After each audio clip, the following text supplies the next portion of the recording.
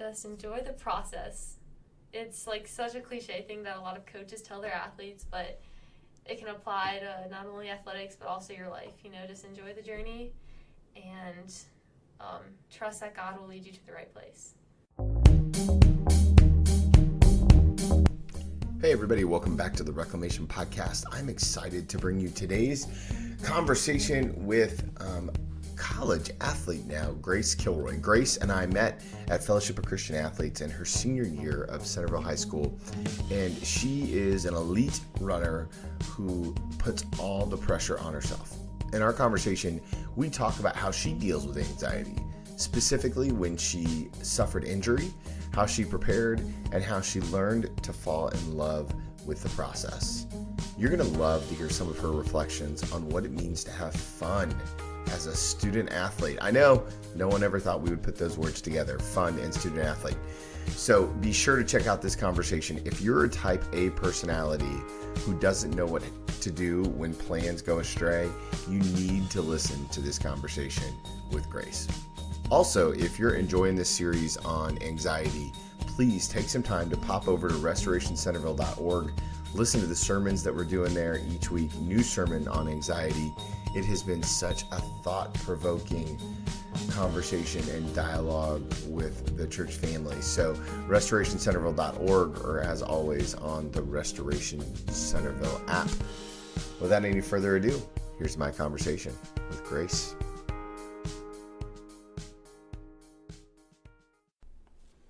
Hey everybody, welcome to the Reclamation Podcast. I'm excited to bring you today's conversation. We're going to continue in our series on sports, students, and anxiety.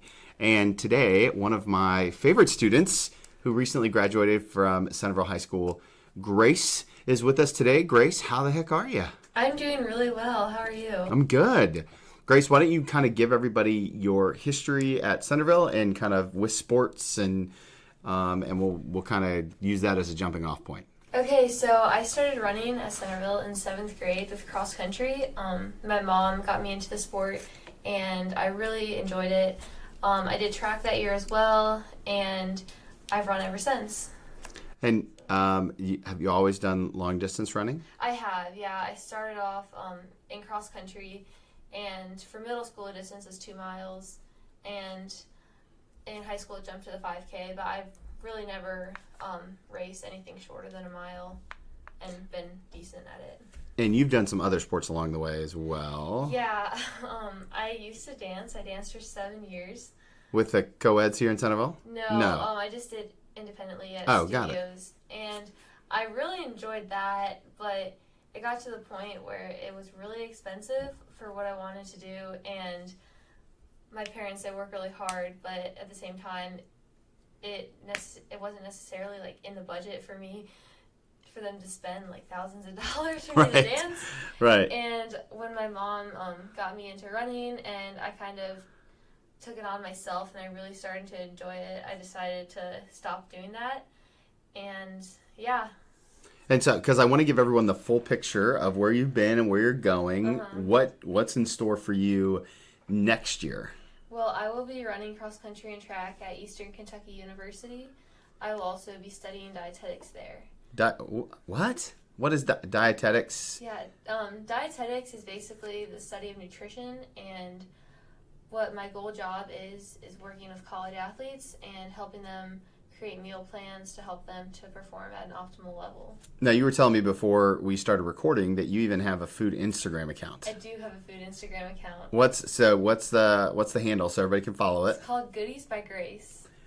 Goodies by Grace. We'll link to it in the show notes for sure. Goodies, Goodies? Yeah.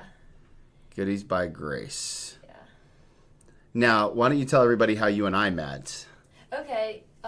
So this past year, we've always had FCA at our school, but this was the first year that we actually had like an organization come in and help us with it. So FCA, Fellowship of Christian Athletes, and that's how we met. It was my senior year, and I joined, and yeah, that's how we met.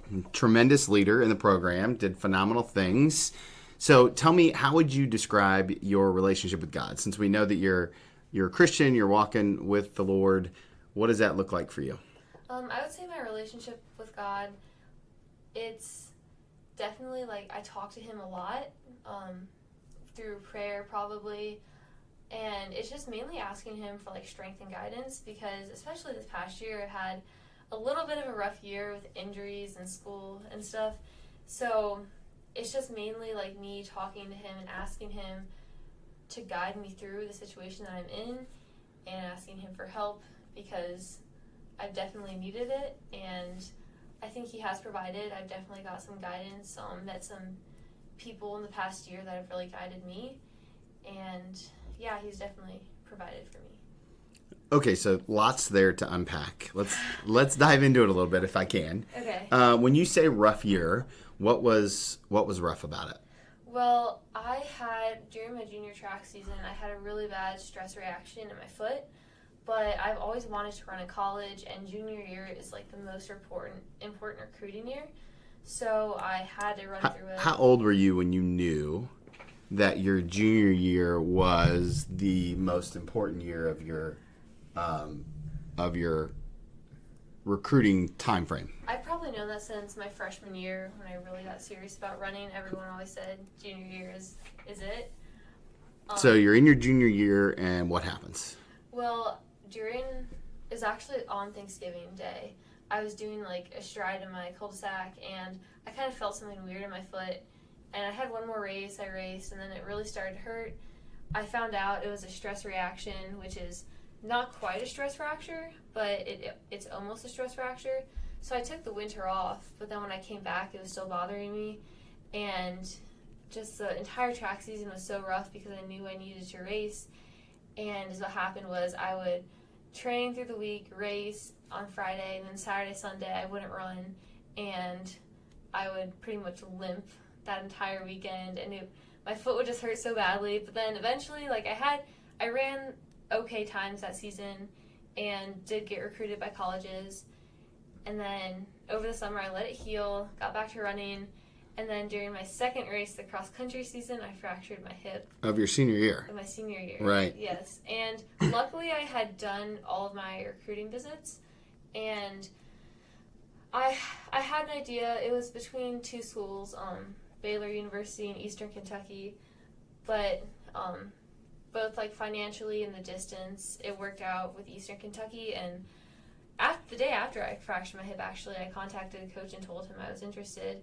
And I told him my situation, and he's like, that's fine. This is just a small setback, which I really appreciated him, and, like, him being willing to work with me through that. So that was the start of the rough year. And then after that, like, during the winter, I ran, and then during the spring, I had another stress reaction in my foot and wasn't able to run track. And in a way, I think that was God answering some maybe some prayers that I may not have realized I prayed, or something that I needed, because I was just having, like, a really kind of rough time with coaching and everything. Yeah, because it's hard to adjust to it all, right? It is. And you're in your senior year. Yeah. And you're trying to figure, and you're a pretty bright young lady, so, like, what kind of classes are you taking? I was in a really intense chemistry class. Yeah. And calculus, that wasn't so bad. But then psychology. So I was in some AP courses that were pretty hard. Yeah, so talk to me about that, because I think that we often underestimate the amount of pressure that goes on high school athletes academically. I mean, because, like, you rough academic schedule, you're maxing your personal, I mean, like, you're doing what you love in terms of running, but it's still, like, how did that feel to you most of the time? Well, it started to get really just frustrating, and it bogged me down a lot, because once you get to, like, a certain point in your athletic career, it starts to feel like you're not going to it's not free time that you spend when you're at your sport. It almost feels like a second job or something that you're... Yeah, because you worked a first job. Yeah, well, I didn't work that much during the school year, but I was a lifeguard. But sometimes, like, athletics after school can feel just like another part of the day that you have to be at and that you have to go through. It started to feel like not fun, and along with school, like that leaves no free time for you to like watch Netflix or right. maybe like hang out with your youth group or something. Like the important stuff. The important stuff, yeah. Right. And often, not to say that sports are unimportant, because yeah. I mean, you and I both love sports. Yeah. And like spending time with my family, like dinner. We always had dinner together, which really helped, to talk about the day and stuff. But other than that, I didn't really have that much free time, which gets to the point where it's like you're on a hamster wheel. You're running, but you're in the same place. And for you, you were literally running. Yeah, but mentally it can get really draining, and it did. So talk to me about those moments when you're mentally drained. Mm-hmm. What happens to you and your body, and in terms of like how do you approach life when you're feeling mentally drained? I know a lot of adults who don't do this well, and so it kind of astonishes me that someone who's 18 mm-hmm. can manage this type of schedule and still be a functioning human. Yeah. Can you repeat the question? Sorry. No, it's okay. I added a lot of extra stuff to it. How do you deal with it when you're feeling bogged down? Okay, when I'm feeling bogged down, I try to focus on the day by day, and I try to find a part in my day that I can look forward to. Like, give me an example. An example would be, personally, I love to cook. So maybe I'll get up a little earlier in the morning and cook myself a nice breakfast. And that's just a small thing that I can look forward to. Or maybe that evening I may allow myself time to watch something on Netflix. Like, I love Friends. So I may allow myself some time to do that. How do you feel about Netflix removing Friends? Oh, I've watched all 10 seasons. So, I guess I'm okay with it because of that. If I'm like halfway through, then I would be very upset. I just wondered if you had a strong opinion about it. Not really. Okay, all right, good. So find the little victory. Yeah, because then that gives you it helps you find meaning to your day, I guess. Who taught you that skill? Pretty much myself. Right.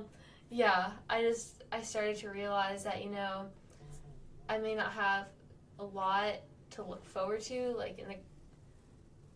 in the next week, but if I focus on something in each and every day, it kind of puts a positive spin on things.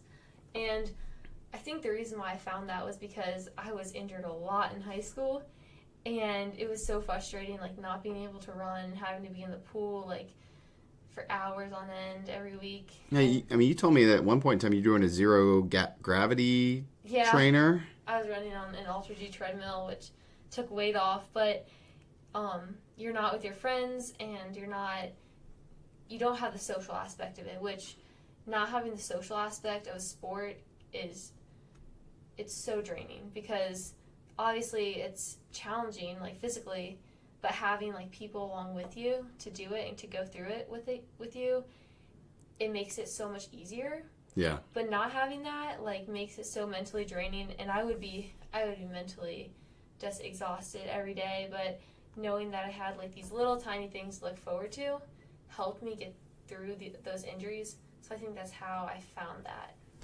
So, 2 stress reactions, hip displacement, and assortment of other I'm sure things that we didn't even talk about. And at what point do you maybe I should just hang up the shoes? Yeah. Well, I think it was probably the stress reaction I had during my junior track season, because I was in pain every day. And I just remember actually calling my mom before a meet one time, and I was like, Mom, I'm going to run this meet, then after this I'm going to be done. And I don't know if I meant done with my season or done with running, but I just knew I had to be done at that point. But it's kind of weird, because after that evening, my foot stopped hurting, and it kind of stopped hurting for the rest of the season. So I think that was maybe God telling me, you're not done yet, keep going.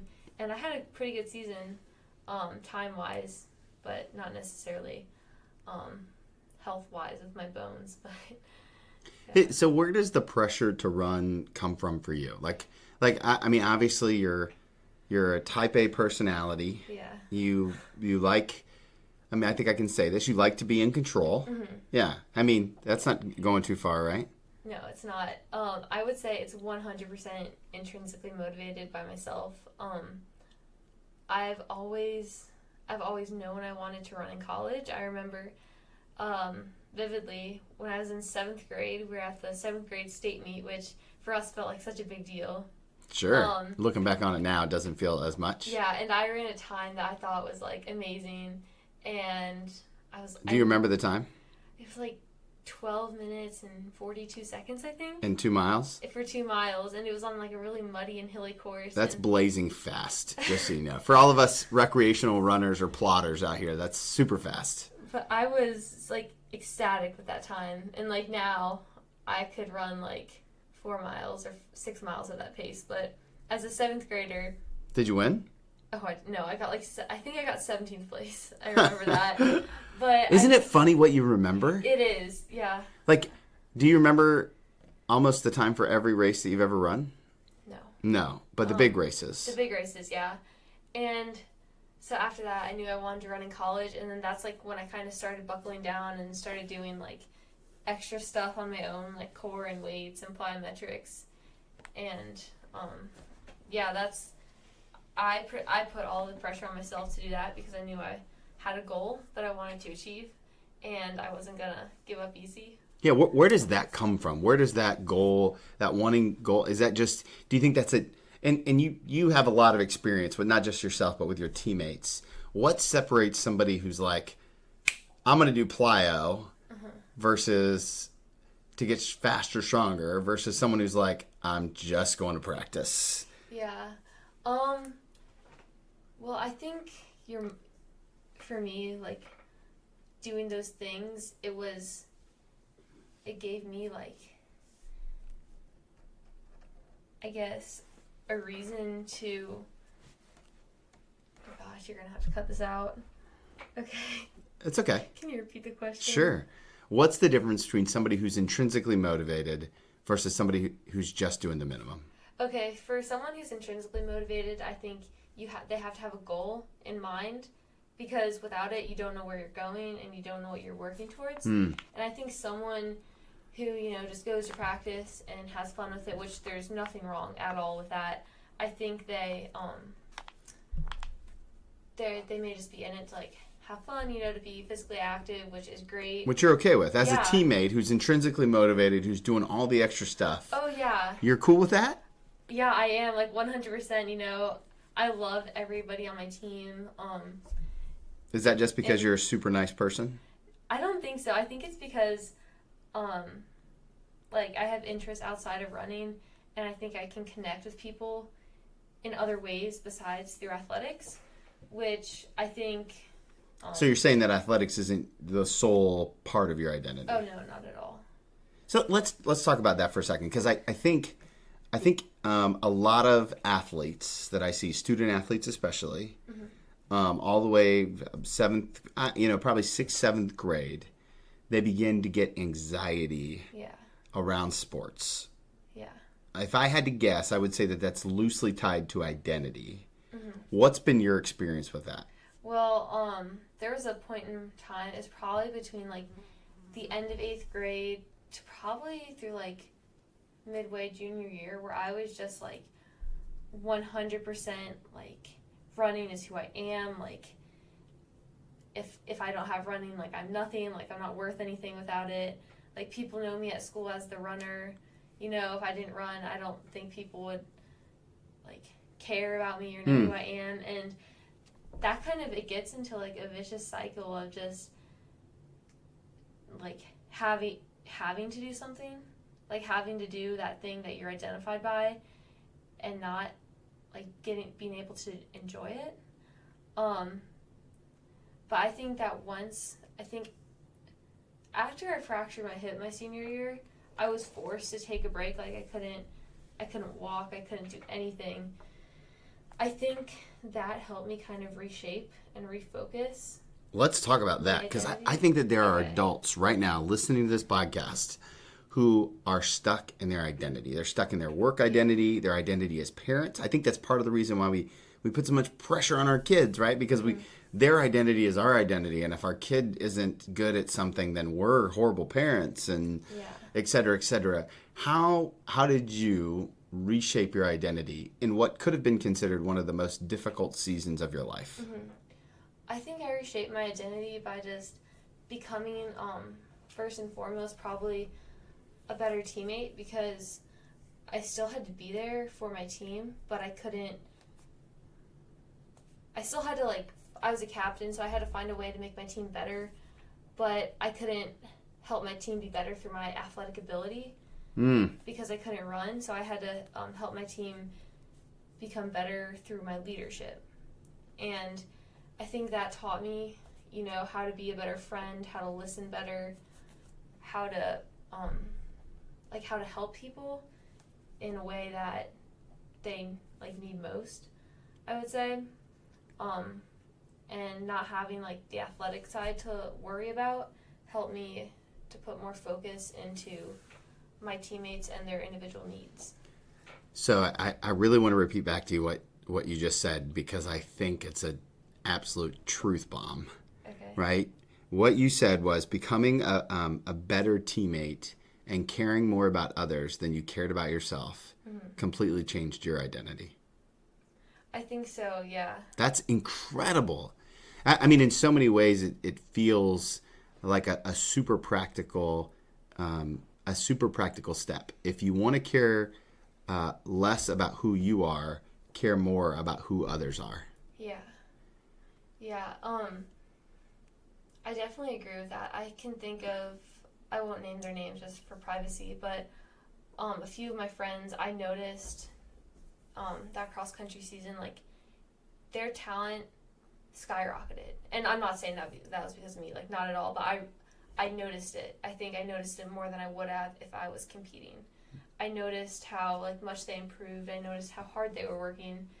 And in a way, I wouldn't want to fracture my hip again and go through it, but at the same time, I wouldn't, if I could take it back, if someone told me, hey, you can go back to September 22nd of 2018 and not fracture your hip, I wouldn't, because I learned so much through that experience, and I was able to really connect with my teammates on a different level than I was when I was healthy.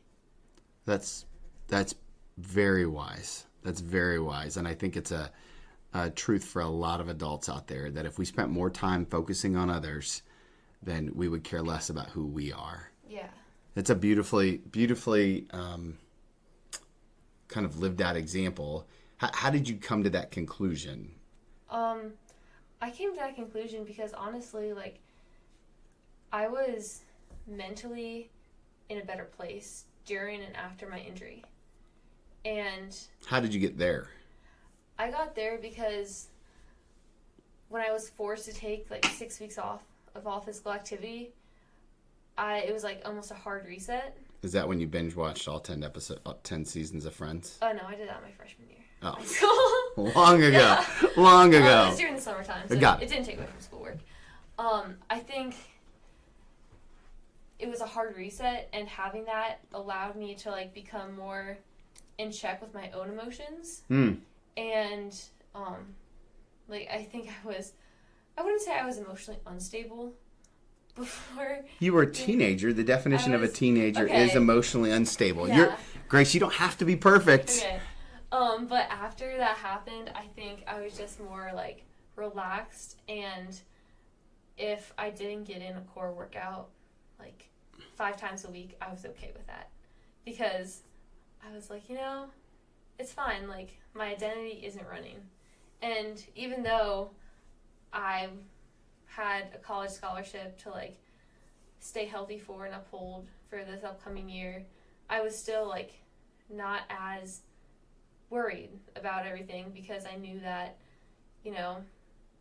not everything is about running, and having that balance of knowing that I had other things friends and my church family really helped like balance my life.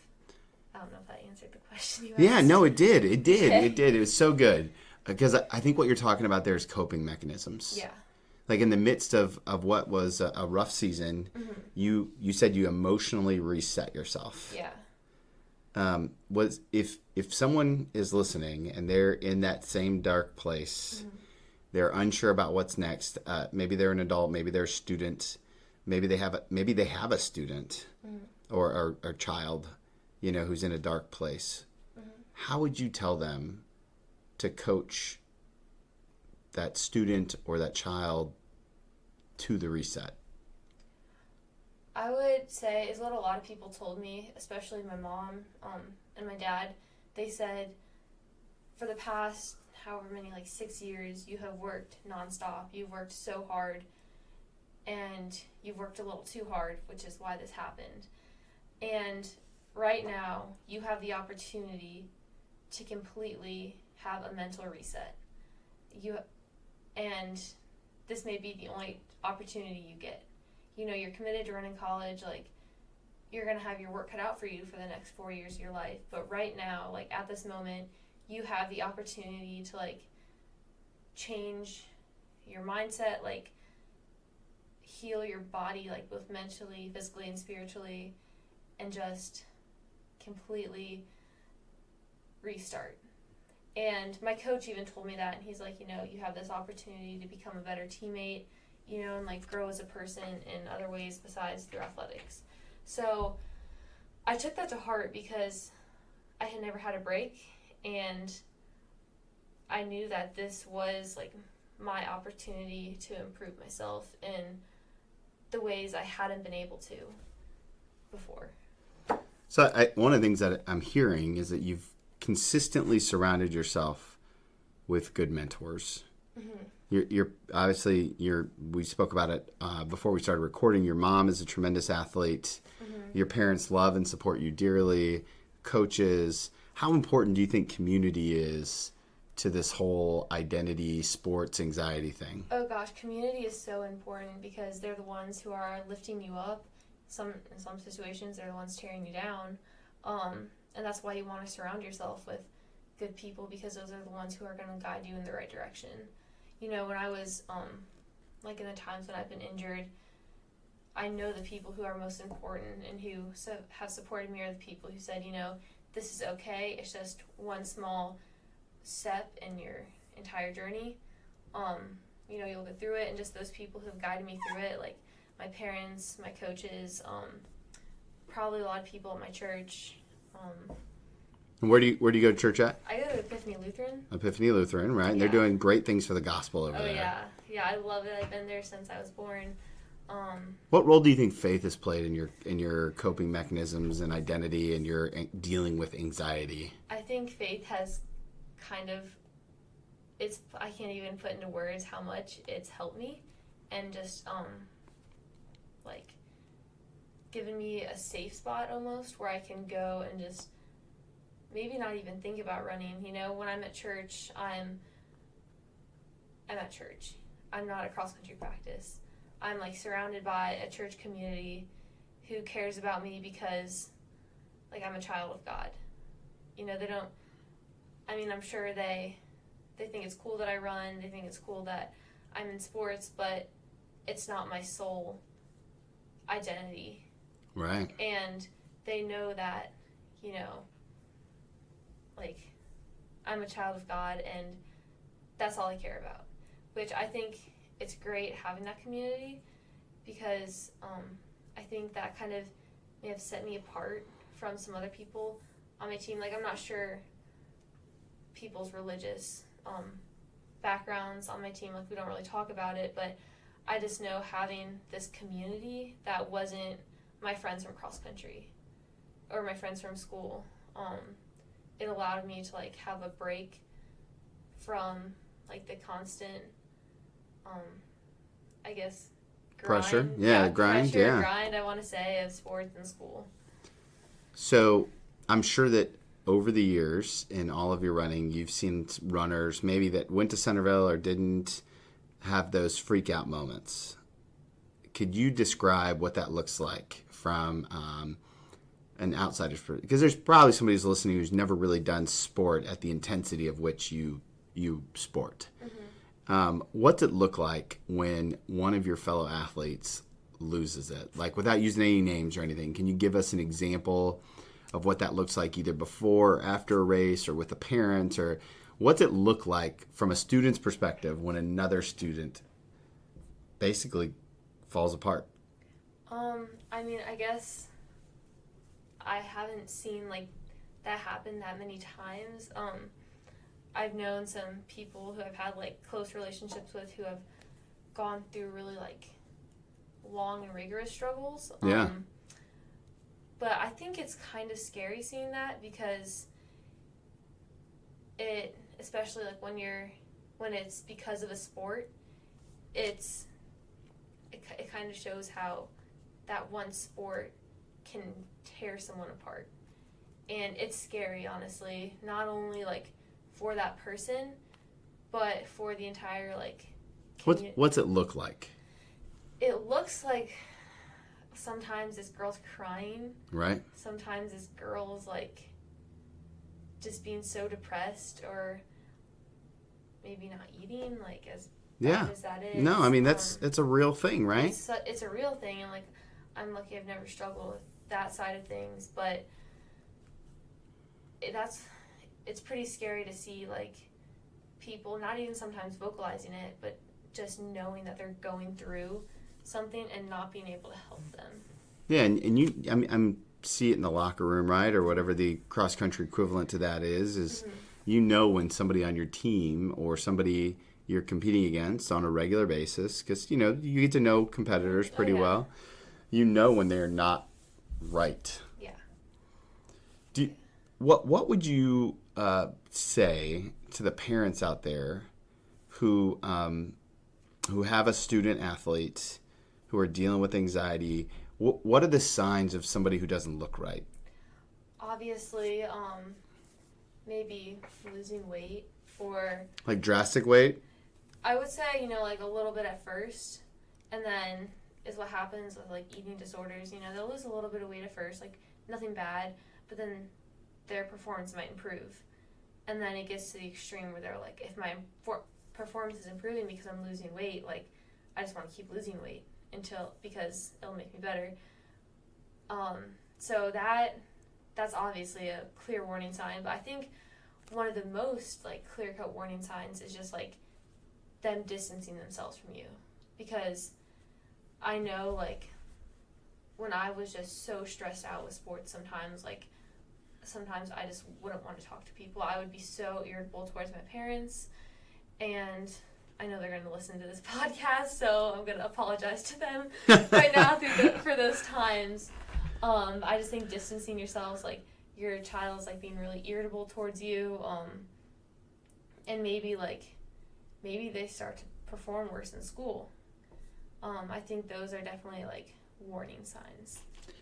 And how would you tell those parents to engage that student? Because I'm sure when you're hungry, angry, lonely, tired, when you're hangry or whatever, like when you're just that irritable and you don't want to listen to anyone, how can somebody engage their student to bring them back in? Well, for me, I think my parents, my mom, I think one time she just, or several times, but she would just say, Grace, like, you're going to hurt yourself. You're going to hurt yourself, like, if you're overtraining, you're not sleeping enough, like, you're going to hurt yourself. And that, I think, those times when she would do that, it was just, like... Speak some hard truth. It was hard truth, yeah. She would...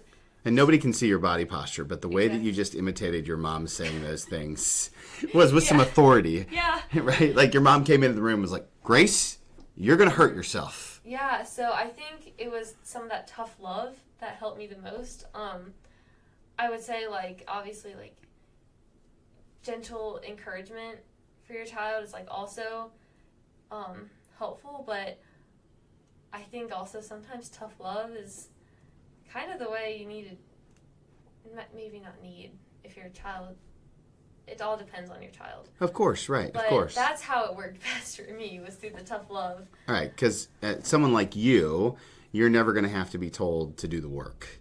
Like you have fallen in love with the process. Yeah. It seems like, from an outsider's perspective. So the hardest thing for you is to slow down. So tough love for you is the way to go. Now, if somebody is on the opposite scale of that, then maybe gentle love would be right. So just, obviously look for the way that your child receives that kind of criticism the best. Yeah, that was my personal experience with it. But I think most people that really struggle with anxiety in sports and the pressure that comes with sports, they're not, unmotivated people typically don't have to worry about pressure because they don't put the pressure on themselves. Mm-hmm. Right? And where someone like you, on the other hand, super motivated, intrinsic pressure, that has to sometimes feel like you're managing a volcano. Yeah, it does. Especially with like all the ancillary stuff I would do, like core and weights and hip strength. Some days I would be like, I didn't do leg strength yesterday and I can't do it tomorrow. I have to do it today, but I also have to do weights today and I have to do core today. But and I have to run. I don't have enough time to do all that. Plus go to school. Plus have friends. Yeah, but then for me, like a couple years, or it was a few years time span where if I had to do all that, I would, like no matter what, because it would bother the heck out of me if I didn't. And in my mind, I was getting stronger doing that, which looking back at it I was not. But yeah, that's, I think, like the harm sometimes of having that intrinsic motivation is kind of doing self-destructive things to yourself, even though you think it may be okay. That's incredible. I think that the vision around that, your ability to go back and take a look at that is a tremendous gift. So, and I'm going to suggest that you probably helped a lot of parents look at their students in a different way. Let me ask you this. Mm-hmm. As you think about student athletes and high school sports in general, what do you think the system could do to make it better for the athlete? I think the system, I know like a lot of sports, the coaches expect perfection from their athletes, and I think they're kind of losing sight of the doing it for fun aspect.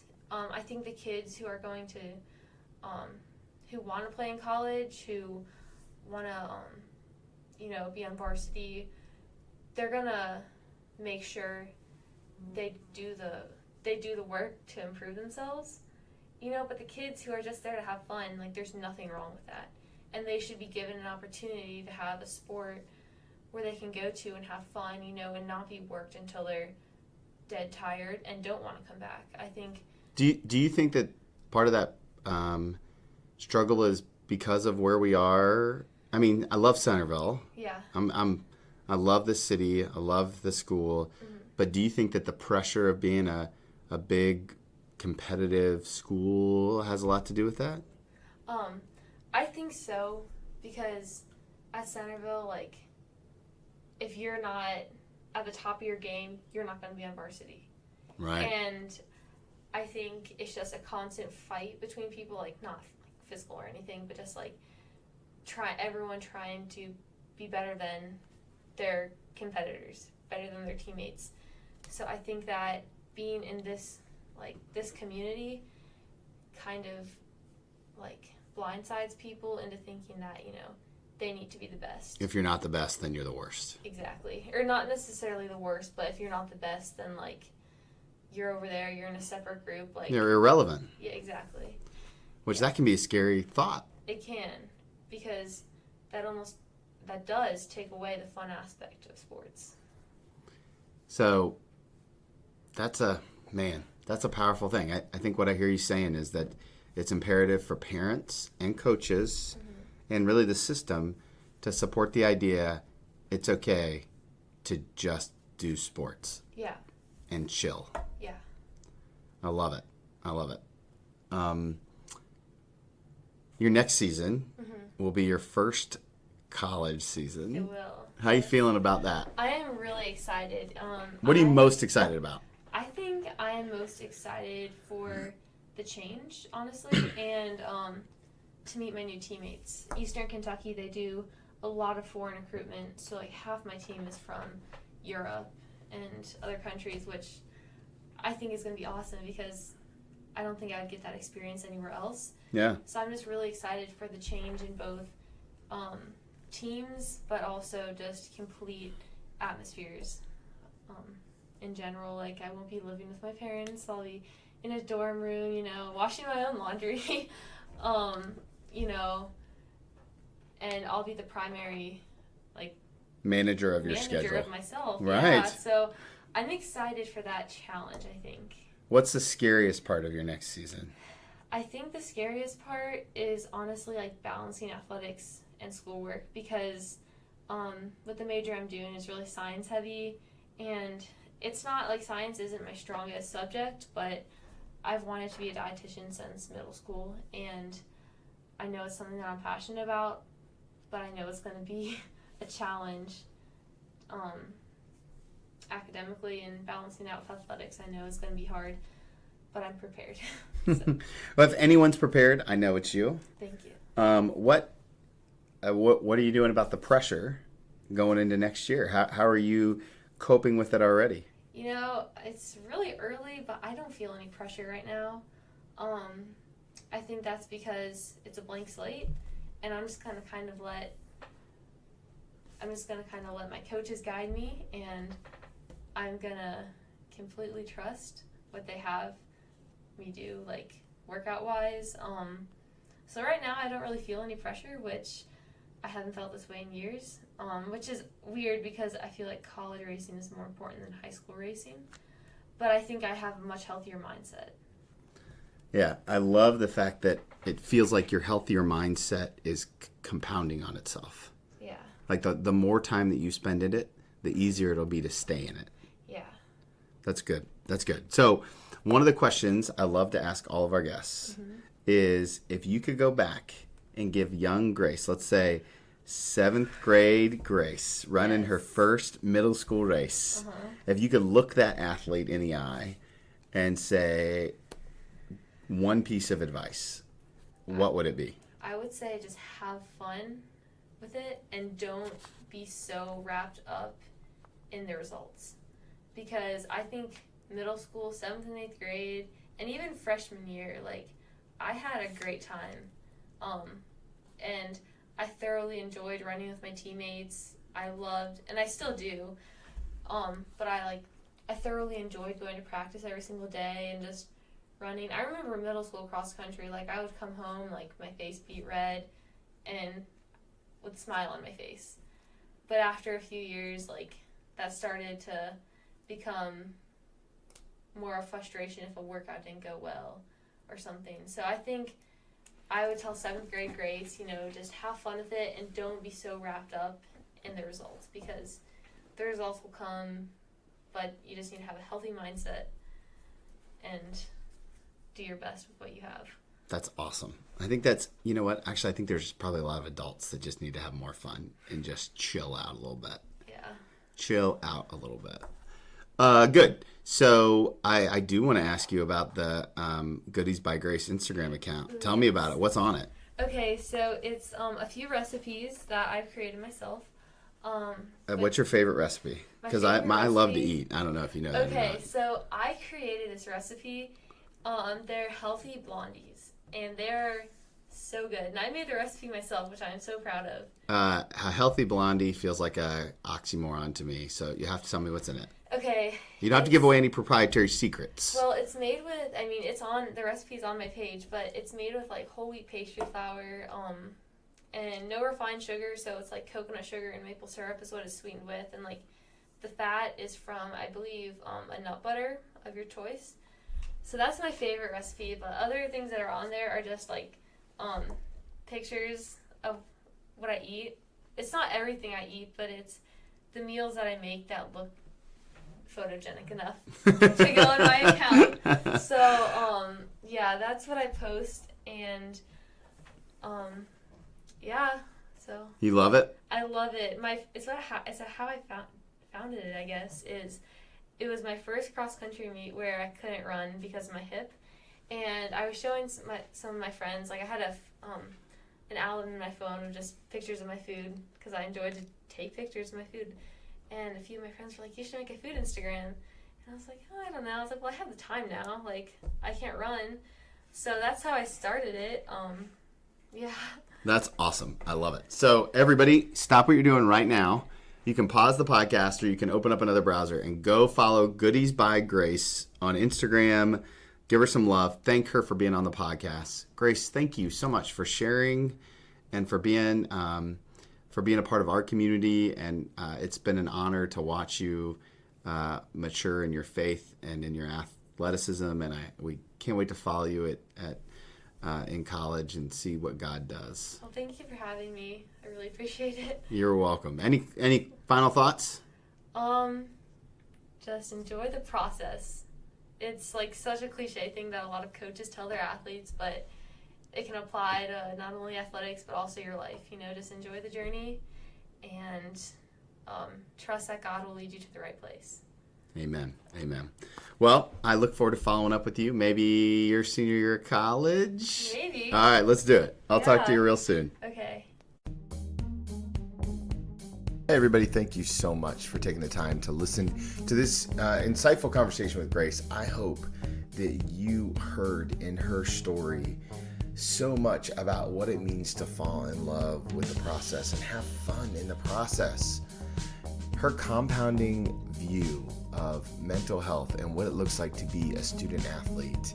Well, let's just say I can't wait to have my 13-year-old listen to that, because I think it's so important to hear it from other athletes who are where most athletes want to be at the college level, excelling in their sports. So, hey, special bonus episode coming up next. We were going to end the sermon, or rather the podcast series on anxiety with this episode with Grace, but I was able to get one more guest, and his name is Charlie McMahon. Maybe you've heard of him. He's the pastor of Southbrook. He's got a great story about youth sports and his son. Can't wait to share this with you and so much more. As always, the best thing that you can do to stay engaged is to subscribe. And also, if you could do me a favor and share this podcast with a friend. I know that there's somebody out there who needs to hear about this conversation on anxiety. So until next time, I'll see you guys real soon.